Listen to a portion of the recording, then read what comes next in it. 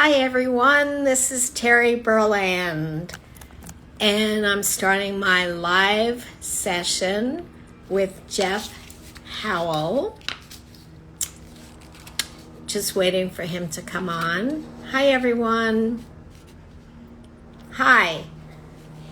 So Jeff is a director and producer and casting director of voiceover, specifically promos, and just looking to see. Hi. Hi everyone. Everyone's just getting on. Hi Perry. Nice to see you, Perry. Hi Jack. So Jeff is very special because he directs promos and actually film voiceover dubbing, to be specific, which is very different. Hi, Mary Charles, which is very different. As you all know, I specialize in, there's Jeff now, commercials. So Jeff on, we're waiting for him. And we're connected. We did it, Jeff. I know. A little bit of learning curve. So I was just telling everyone, you're Jeff Howell, Yeah. and you direct and produce promos and voice dubbing for films, probably a lot of other things too, and you cast also. Right. I mean, everyone knows I'm always giving them information about commercials. Can we start with promos first? Like, what is a promo, a voice promo? Well, a promo is basically, it's a commercial that drives viewing traffic to view programming. So basically, as we know, in the traditional world of promo, it's usually on a network. You'll be watching a multitude of different networks out there, and they'll provide a commercial in between a station break where there'll be advertising programming coming up either that same day, during that week, or it could even be as far as a month out. But it's those typical messages we've all seen a million times, and has very specific cadence usually, although that trend is changing a little bit. For the most part, when, for example, when people come to me to train for commercial and promo, usually I'll try to divide that session up. I'll say, let's just do commercial this time and promo the next time, because they're very different styles of reads. In the promo world, it's okay to be a little bit more announcery usually, and a little bit more sensational, a little bit more direct. Whereas, as you well know, you live so much in the commercial world that it's all about not being that way. It's more subtle, more nuanced, and definitely more conversational. Boy, Right. I hate that word, conversational. And relatable. Oh, absolutely. And real. Yes. But yet, no, the voiceover technique, you can't be too real. Yeah. Exactly. So what is the trend now in promo sound? Well, I'd say that it's definitely leaning more towards pulling back a little bit. Like what I was just saying is that, of course, the read is a bit more I call it in front of the visual. But that being said, the trends are not to be quite so quote unquote bombastic. One of the networks I worked for years ago, their read, I directed so many people for this type of read, and it was that coming up on such and such network. Right. Whereas now it's not quite so big. I mean, for the most part, now you go and listen to networks that have a little bit more sensational programming, like Bravo or the Learning Channel, and a lot of those still those reality shows, and some of them are quite quite interesting and quite out there. And so the reads tend to be, I think, a little bit more live, more in front. But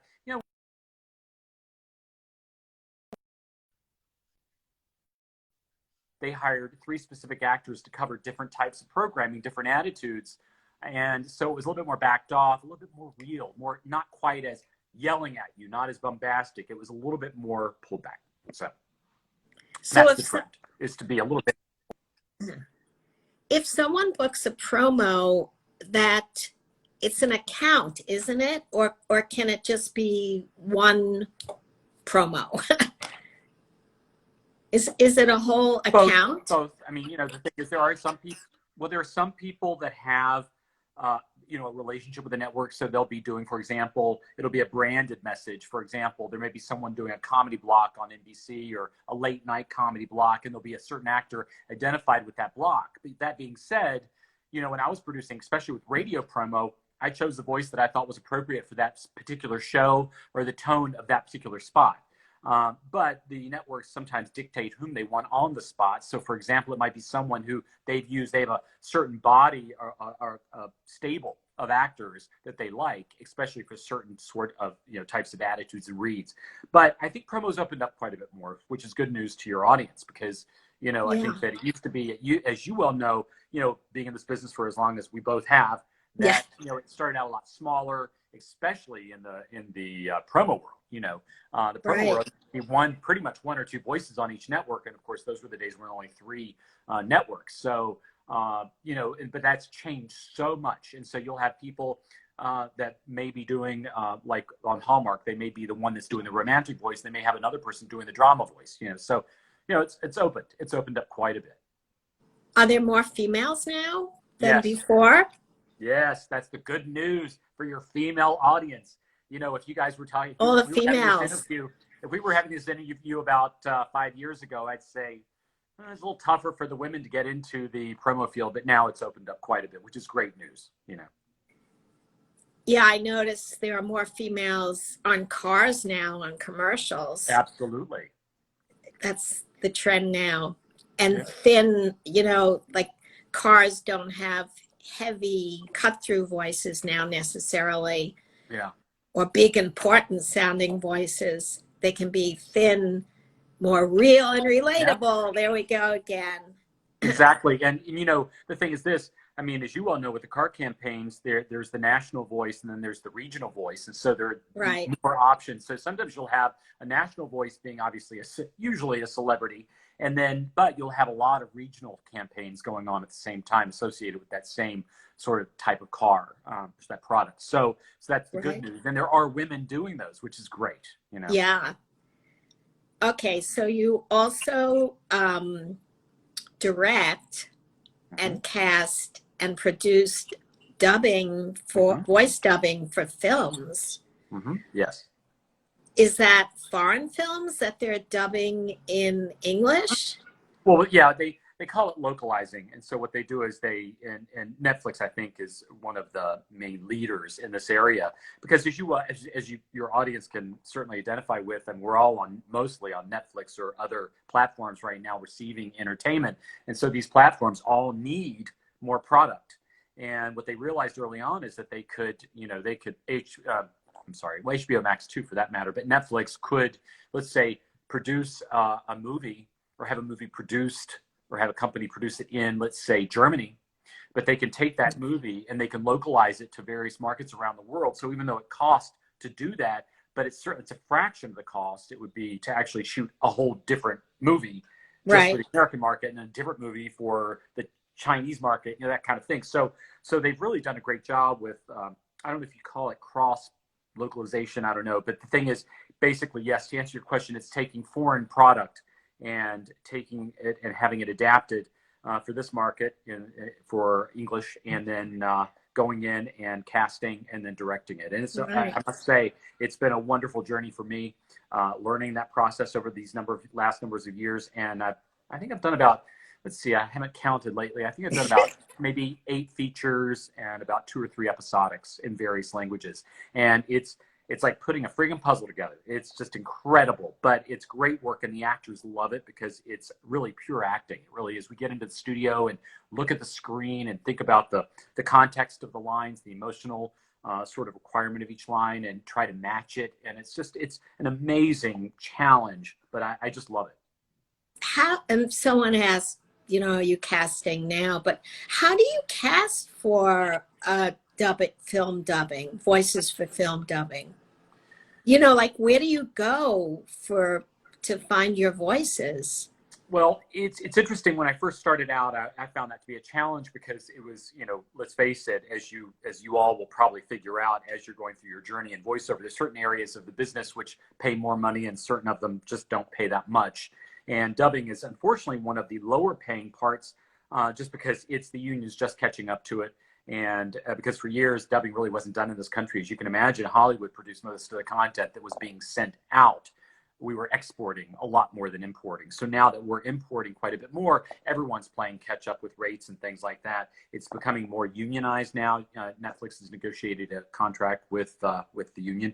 So that being said, so to answer your question, I originally had to kind of think outside the box a little bit, because I didn't want to insult my agent friends and say, oh, well, I want your talent, but this is all we're paying. But in truth, that's all the budgets would allow, because that's what they traditionally were used to paying.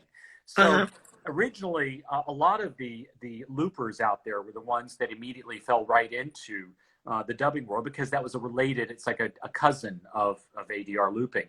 And so it made sense. They were hiring looping directors to do this kind of work as well. And so it made sense to sort of segue from looping into dubbing. And so I've worked with so many incredibly talented loopers out there. And I was, even though in voiceover, I've been around again for a long time, and I knew of loopers, but a bunch of, when I was an agent many years ago, a bunch of my actors were loopers, but I never really knew that crowd. And some of them are not in voiceover. They're just loopers. They're not in the commercial voiceover world. So it's a different group. So I've gotten to know many of them, and they're extraordinarily talented. They're so used to acting to picture. They're used to it. So that's who we were going with for the most part. And then, when I first started out, I approached a bunch of my voiceover friends too, knowing that, they knew that I may not be able to pay the top dollar, but they were going to have a great time. And so I was using some friends as well. And I've developed a couple of good actor friends in voiceover that are extraordinarily talented at this as well, because it is a different way of delivering voiceover, learning how to read, look at the picture, look at the rhythmoband going across the screen and reading to that. So it's a different technique, which I do teach, by the way. So but I will say that I started doing that. Now it's opened up quite a bit now more for the traditional agents, because a lot of it's union now, and a lot of actors have heard about it. And so more and more trying to get into it. So it's a great business. I tell everyone, if it's a great acting exercise. I was just going to say, you're using the word actors a lot. This takes really good actors, right? Absolutely. It's as Terry, you and I know, that the last thing we really want people to do is to sound like they're reading, whether reading a script for commercial or animation. In promo, it's a little bit of a different story there. But in this sort of area of the business, you cannot act like you're reading. It's so conversational, and you really have to be in the moment. But again, like I said, I've worked with some extraordinary talent, and they sound like they become those characters. And I always say to them that it's a true test of my brilliant casting, just kidding, but their brilliant performances, when I really feel like their voice is better than the original voice. And that happens quite often. When I go back and listen to the original at the end of the production, I go, wait, that doesn't sound right. That should be so-and-so, because they are that actor. So so it is true acting. And I will say, aside from this, or related to what we're talking about, actors will often say, why didn't I book something that I read for you? And I'm okay with answering that question. And I go to them all the time and I say, listen, basically, you have to sound like your voice is realistically coming out of that mouth. And it really comes down to that. So you say that you teach this. Do you show film and they have to match the film? Like how do you, not that you're going to give a teach right now, but like what kind of special elements go into that? Well, I have had, with the help of a very dear friend of mine, my friend Jessica Blue, who I think may be listening in right now. Hi, Jessica. She and I have, she's helped me put together these files where I can go and speak at different classes, and we can run those files so that they actually have something to read opposite of, because there's really no point otherwise, because that's part of the craft, is reading to picture. So, I'm getting better at being able to understand how to create that material myself as well, by adapting, taking my own material and doing that. So as this industry progresses, I'll be more prepared for even more classes and doing more scenes. I have some already lined up. She and I both have created these files of varying scenes that we go in and we, can show them on screen and show you the rhythmoband and give you the feel of what it's like being in an actual session. and going through the physicality of the acting as well, which is a big deal with that too. So it is hard though. It's not something you can just pop in and just go into any booth anywhere and say, let's do dubbing. You have to kind of prepare for it because it does involve picture. Someone just asked if reading lips helps. Does that have anything to do with it? Lip reading? Not really, but I got to tell you something. My lip reading has become better.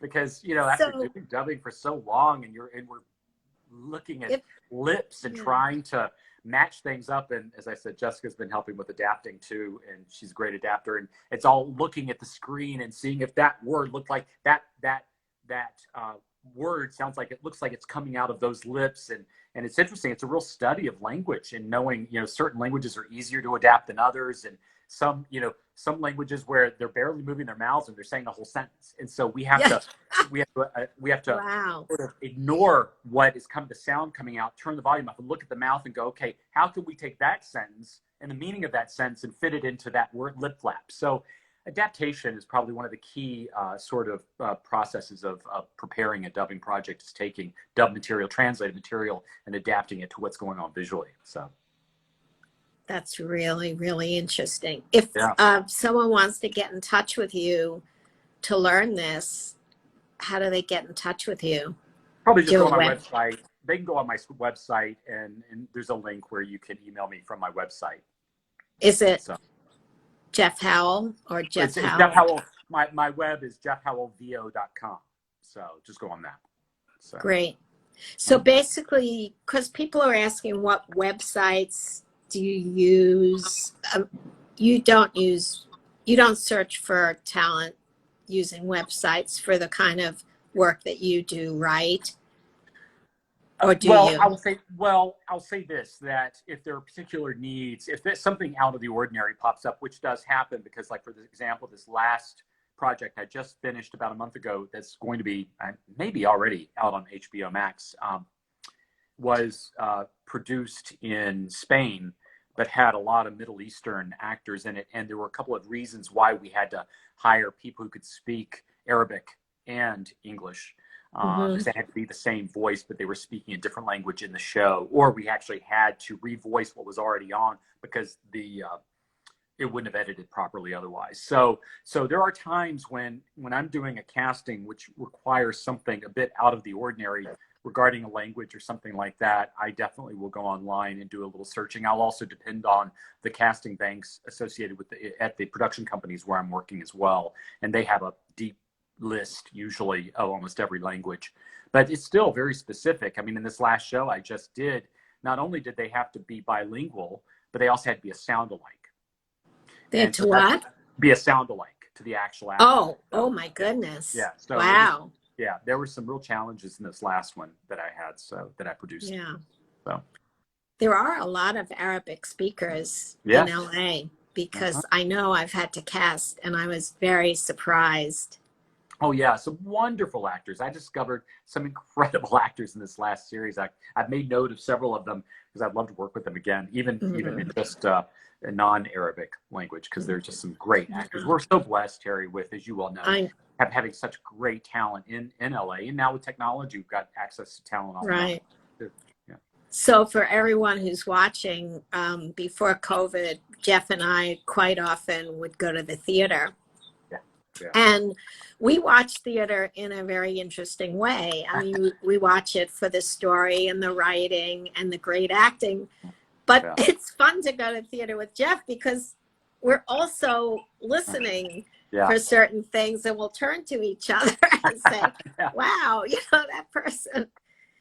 So I know that we have our little stash of those actors too. Yeah, absolutely. But from what you're telling me, they can't necessarily do dubbing, if they don't know the technique.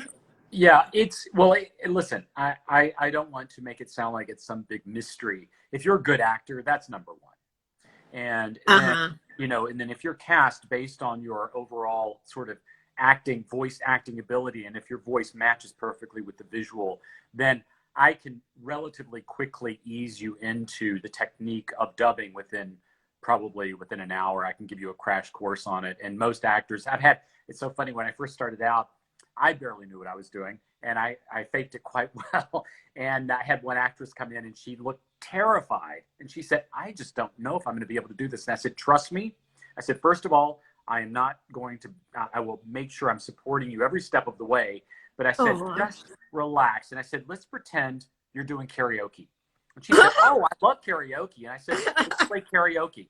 And that's sort of the same idea with the rhythm band, and you're just watching go across. So I said, focus less on trying to be technique specific and to be focused more on your acting, and then it will fall into place. And it did. After it was done, she said, I want to do more. This was fun. Yeah. So it's only once in a while have I had an actor who just said, this isn't for me. And that's okay. I get that too, but for the most part, every actor, if they walk in not knowing, I'm pretty good about, helping people get more comfortable with it. Obviously, if you have some training and experience behind you, you're even better, but still, it's not a big deal. If you're a good actor, that's first and foremost, as you well know, Yes. Someone said that they looked on your website just now and they see that you produce demos.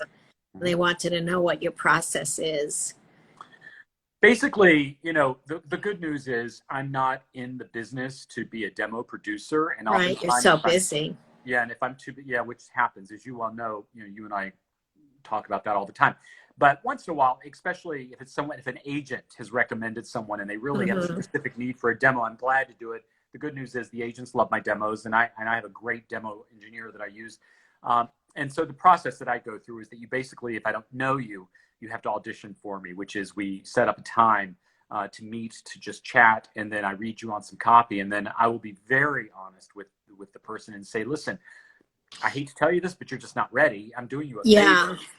Because the last thing I'm going to do is produce a demo for someone that they're just not ready, because then this represents what they can actually do. And the agents now, as you well know, they see through that. And so they're not going to sign you because they make you audition as well. So, anyway, so I have them audition for me. If they're good to go, then we start the process of, I'll train them, I'll work with them a little bit, and then I'll start pulling copy for them, writing copy or just transcribing copy that I feel is appropriate for the style of read that I think that will show the best of what they can do in the industry. And then we just collaborate quite a bit in terms of the kinds of copy, the subject matter, the products or services. And then we start recording and then give it to my engineer, and he edits and mixes it. And then it's not done till it's done. And oftentimes it takes a couple of sessions to get it perfect. And then that's it. So I try to make it an enjoyable process. I try to take the pressure off of it in terms of not giving it a real tight, strict deadline, especially with my schedule. Sometimes I'll start a project like that, and then all of a sudden I have to shift off of it for a week because I've got a casting job or a producing job that I'm doing. But like I said, more often than not, I've got a couple of friends of mine who are fantastic demo producers, and I love being able to spread the work to them because that's their business. And but if I can do it, I'll do it. So voiceover is so wide. Opportunities are so wide open now. I talk about that all the time. I have a core basic workshop, an intensive that's coming up in January, and then after that, we go into an intermediate, advanced, and someone's asking if you need an agent. And what I'm finding is that agents now, they need unpolished, even though you need to know what you're doing, they're looking for the trend now, which is unpolished and fresh sounding. Right. And so agents are just so wide open now for signing new talent. And, you can always get jobs on your own, guys, for those who are asking. But, it's better to have an agent. An agent protects you. They get the better jobs, better paying jobs. And you just need the protection. So I just, I love talking about this other venue. Any advice you would give someone starting out who wants to get into either promo or they're so different, the promo or the film dubbing? Well, I think that, number one, I think just for overall, whether they're starting out and they want to get into dubbing or promo or commercial or animation, I think number one is to train. I think coaching classes, online, do a lot of online research. There are a lot of webcasts out there that I love. The Buzz Weekly, one of them. Stacey and Chuck do a great job with that service. Yeah. But I think it's educating yourself, also knowing, I think it's a responsibility of the talent to know what's going on in the workplace. I had a conversation with a wonderful talent this morning who wanted to get into it. And I asked her, I said, she wanted to get into commercial. And I said, well, do you watch TV? No, I don't own a TV. Oh, wow. I know. And I said, well, now you can receive programming online as well. And I said, it's like wanting to be a stage actor, but you never go to theater. It doesn't make sense to me. You need, whether or not we admit that we like commercials. I actually do like commercials, but I don't like watching them constantly. But I will watch them. I enjoy them. I critique them. I listen to the voices. I love how they're shot, and I love to chat about them. And I think, Terry, you and I both know that we need to be current in our knowledge of what's going on out there, because when ad agencies call you and they say, so if they may even reference a commercial, you have to at least kind of be familiar with what's going on. And I think that goes to play with acting as well. You need to know your craft. You've got to be an observation. You've got to observe it. You've got to study it. And so I think just being current with commercial, promo, if you're into promo, animation, with dubbing, you can certainly watch dubbing now on Netflix quite a bit. So I think that my recommendation for people first starting out is be a student of voiceover. Be almost like a voiceover nerd. Turn the volume up on your TV during the commercials, even if you don't want to watch the television shows. Record them, set your DVR, record them, play back, even transcribe spots and read them, and then listen to the overall read that you did compared to the read that was chosen. I mean, it's just educating yourself, because listen, as you all know, Terry, we're so at the mercy of pop culture, and what you and I, the trends we have seen over these last 30 or 40 years have been incredible, Yeah, right. And I mean, when I first started out, you too, I mean, announcers were the thing. I mean, it was announcers. Conversational may have existed in the character radio spots. And as we both know, the character radio spot actresses and actors have kind of disappeared, because that's not in style now. And I miss that. That was a great time. Yeah. The 80s, the late 80s, mid 90s, wonderful time for radio and all those great actors. But the trends change. And so therefore, I think it's a responsibility of each actor being a student of voiceover. And even if you are in it, even if you're represented, it's still good. You should absolutely check in and see what's going on, And so I think for anyone getting started in voiceover, be a student of voiceover. Listen, don't just go to classes. When you're at home, work on it every day. Practice. Listen. Your ear is just as important, if not more so, than your voice. So you've got to be aware of what's going on. We have someone from Africa here who's tuning in. I'm sure we have London too. That's fantastic. People are asking a lot of questions. Jeff has so much great information that I don't want to keep interrupting him. So you can email me at projects@berlandcasting.com with any of your questions, and I'll be glad to answer it. Projects@berlandcasting.com, because I see lots of questions. Oh, I'm also an African living in Brazil. Well, you're reaching the entire globe, Terry. I'm exactly. But I'm sure everyone is glad that someone else is talking this time instead of me. So I'm really glad to have you as a guest. It's just the information is so interesting. And I know how busy you are, and I thank you so, so much for your time. Well, my pleasure. My pleasure. Anytime. All right. So thank you so much. Thank you. Bye. Bye.